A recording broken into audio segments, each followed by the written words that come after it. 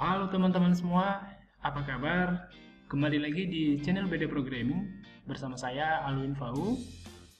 Dan di seri kali ini kita akan belajar bareng, kita akan bahas sama-sama tentang SAMPP, tentang aplikasi SAMPP. Dan seperti biasa, sebelum kita menggunakan aplikasi daripada SAMPP itu sendiri, maka saya akan jelaskan sedikit tentang client side, tentang server side, dan juga tentunya nanti instalasi atau langkah-langkah instalasi dari aplikasi SAMPP itu sendiri. Dan buat teman-teman yang belum subscribe channel ini, silahkan di subscribe dan aktifkan loncengnya supaya teman-teman bisa mengetahui dan dapat notifikasi ketika ada updatean terbaru dari channel ini. Apa itu client side? Nah, jadi barangkali teman-teman sering mendengar client side atau server side. Nah, jadi di sini saya akan cerita sedikit apa itu sebenarnya client side. Oke, client side itu merupakan pemrosesan yang hanya terjadi di sisi klien saja. Jadi sebuah proses, sebuah script yang dimana script itu hanya terjadi di sisi kliennya saja. Misalnya seperti ini. Ketika kita membuat halaman web, ketika kita membangun sebuah website, di mana website tersebut kita bangun dan menggunakan HTML, CSS, JavaScript, maka aplikasi tersebut hanya berjalan di sisi klien saja. Jadi ketika nanti program kita itu kita jalankan di browser, maka HTML, CSS, dan JavaScript itu hanya akan terjadi di sisi klien saja.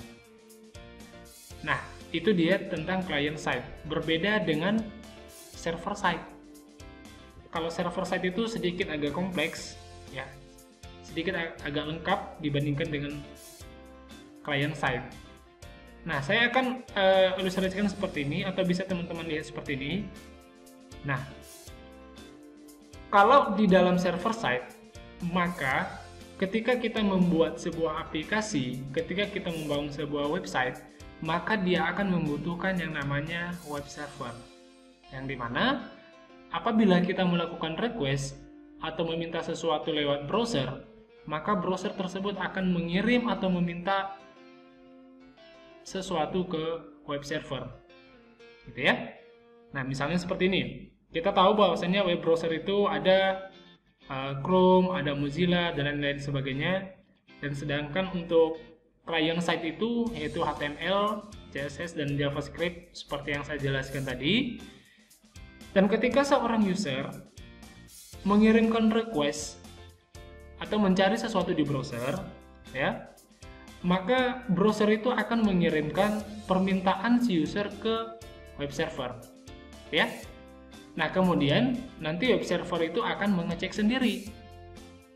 Nah, nanti dia mengecek request yang kita kirimkan, apakah di dalam request yang kita kirimkan itu ada perintah PHP-nya atau tidak, gitu ya. Nah, jadi konsepnya itu seperti ini ya. Ketika nanti user mengirimkan berupa request, maka browser itu akan mengirimkan request yang diinputkan si user ke web server. Kemudian web server akan mengecek request yang dikirimkan browser tadi, apakah di dalamnya ada PHP atau tidak. Kalau misalnya ada, maka PHP itu akan dieksekusi, gitu ya, akan dikerjakan. Gitu. Nah, kemudian setelah dikerjakan, kalau misalnya di dalam script PHP yang kita sisipkan di requestnya tadi, dan ternyata ada query yang berhubungan dengan database, itu akan dilanjutkan untuk pengecekan ke dalam database. Ya, akan dicek apakah query-nya benar atau salah. Nah, ketika nanti query-nya benar atau salah, akan dikirimkan kembali berupa HTML. Dan kemudian web server itu akan menampilkan berupa respon ke dalam browser. Dan si user bisa melihat hasilnya itu seperti apa. Makanya ketika kita membuat program dengan menggunakan bahasa pemrograman PHP, maka sintaks PHP yang kita sisipkan di aplikasi itu tidak akan bisa dilihat di browser kita. Ya, makanya dibilang PHP itu merupakan bahasa pemrograman yang hanya terjadi di dalam server side saja atau di dalam servernya aja. Jadi kalau misalnya kita lihat nanti di browser kita, maka sintaks PHP itu tidak akan kita lihat. Yang bisa kita lihat itu hanya perintah atau HTML, CSS, dan JavaScript-nya saja yang bisa kita lihat di sana. Oke, mudah-mudahan bisa dipahami. Nah, selanjutnya kita akan langsung ke proses instalasinya. Bagaimana cara menginstal Apache-nya tadi? Kita langsung ke website resminya. Pertama kita buka dulu Chrome, ya Google Chrome-nya dulu. Oke, kemudian sini kita buka Apache Frames. Nah, kemudian kita klik ini SAM Installer. SAMPP itu sebenarnya merupakan kepanjangan dari Apache, MariaDB, PHP, dan juga Perl, gitu ya. Nah, kemudian X-nya itu apa? X-nya itu merupakan cross system operasi, gitu ya. Dalam artian, SAMPP ini bisa kita pakai, bisa kita gunakan di semua tipe sistem operasi. Mau dia di Windows, mau dia di Linux, maupun dia di Mac OS, gitu ya. Jadi semuanya bisa dipakai, bisa digunakan di semua platform. Nah, untuk versi SAM yang akan kita gunakan, kita akan pakai yang versi 7.4, gitu ya. Nah, kita klik di sini di menu download. Nah, kemudian kita klik aja download di sini, ya, untuk Windows. Kita klik yang versi 7.4, kita klik, nanti secara otomatis akan terdownload. Oke, kita tunggu.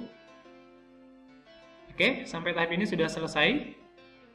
Dan kemudian kita coba tampilkan, ya ini sudah selesai, kita tampilkan di folder.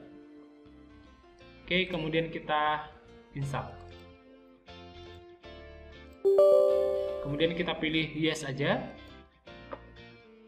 Oke, ketika ada muncul Windows Form seperti ini, kita okekan saja. Nah, kemudian kita pilih next. Kemudian kita nextkan lagi. Kemudian kita cari direktorinya di mana mau kita letakkan. Nah, biasanya secara default ketika kita membuat atau menginstal SAM-nya tadi, maka dia akan defaultnya itu akan mengarahkan ke local disk C, dan kemudian nanti dia akan membentuk folder yang namanya SAM, ya. Nah, ini bertepatan karena saya sudah menginstal sebelumnya. Nah, maka ini saya akan ganti, ya, saya rubah namanya di local disk C, kemudian saya buat folder baru namanya SAM2, ya, SAMPP 2. Nanti buat teman-teman kalau misalnya belum ada yang install sebelumnya, langsung diokekan aja ya, diokekan aja di sini tadi, atau diklik aja next-nya langsung. Oke, saya akan install di situ, next, kemudian kita pilih lagi next, kemudian kita install. Oke, kita close saja yang ini, kita next kan. Ini lagi proses instalasi, kita tunggu aja sampai selesai. Oke, nah sekarang proses instalasinya sudah selesai. Kemudian kita klik finish. Oke, jadi kalau misalnya nanti teman-teman ingin menggunakan server Apache-nya tadi, ya kita tinggal aktifkan aja di sini ya. Kita klik aja, aktifkan di sini. Ini secara otomatis modulnya ini atau di bagian AVC ini akan berwarna hijau, kemudian PID-nya akan kelihatan dan juga portnya akan kelihatan. Jadi kalau misalnya sudah seperti ini, maka teman-teman sudah bisa menggunakan web server ini. Oke, baik, demikianlah penjelasan daripada client side dan server side serta instalasi daripada Sound TV-nya tadi. Semoga teman-teman bisa terbantu dengan adanya video ini, dan barangkali ada nanti teman-teman yang masih bingung atau masih belum jelas dengan materi yang saya jelaskan ini, silahkan nanti dikomentari aja di video ini. Mudah-mudahan nanti saya akan berusaha untuk membalasnya.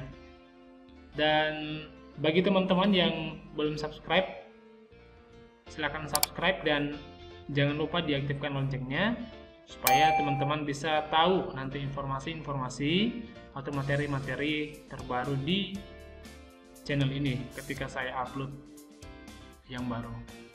Oke, sampai jumpa di materi berikutnya.